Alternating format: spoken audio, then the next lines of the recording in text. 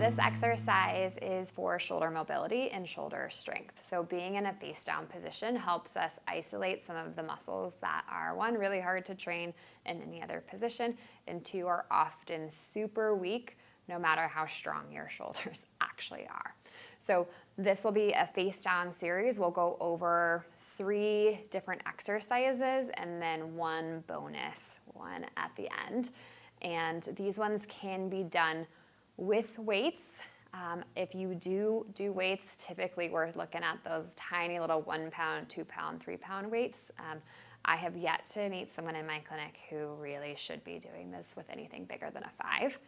Today I will be doing no weights because my arms are heavy and yours are probably too. So the first one we're gonna do is a T position. So your arms are gonna come out like this, and then we want your head, if you can, to be kind of gently engaged and lifted long and tall. And then you're gonna pull your shoulder blades together and squeeze, and then lower back down. So for this, I do think it's important to really try and imagine that your shoulder blades are doing the work versus your arms themselves. We can kind of target different muscles with those 2 different cues. So for me, I'm gonna imagine my shoulder blades are pinching together in the back. So really using my shoulder blades to lift and lower my arms. So that's the first one. The second one is we're gonna do the same, but with our arms facing upward. For this, you can either have your palms flat or you can have your thumbs up, whatever is most comfortable for your shoulders.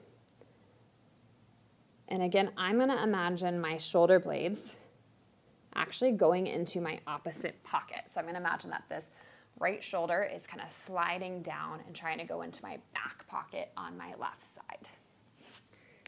Just like that.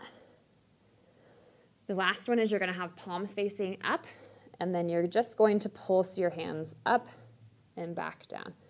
Again, we're actually kind of looking for this part of our arm to be doing the work versus, say, our tricep or our deltoids here.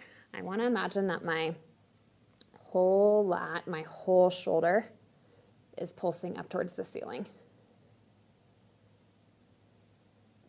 And then the last one we're going to do is actually a little bit of a circle motion.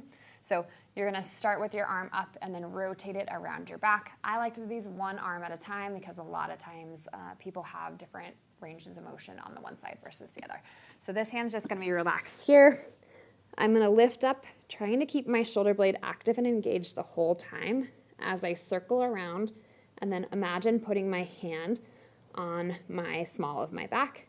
I'm going to lift back up, rotate around, and complete that circle. This is one where the higher you can get your arm off the ground, the better. These exercises, we're typically looking for somewhere between 5 and 10 repetitions on each exercise, a couple rounds of that, and you should be good to go.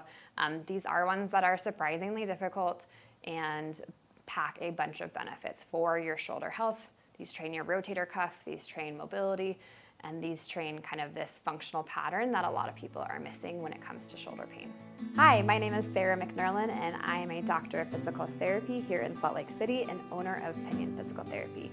We've been helping people for over a decade get better. I hope that you enjoyed this video, and if you have any questions, I would love to hear from you in the comments below. If you want more of this information, like and subscribe so that you get all the latest updates as they come out. If you feel like you're ready to take a deeper dive into your own personal health journey, click on the link and schedule a free 15-minute consult so we can talk about your goals.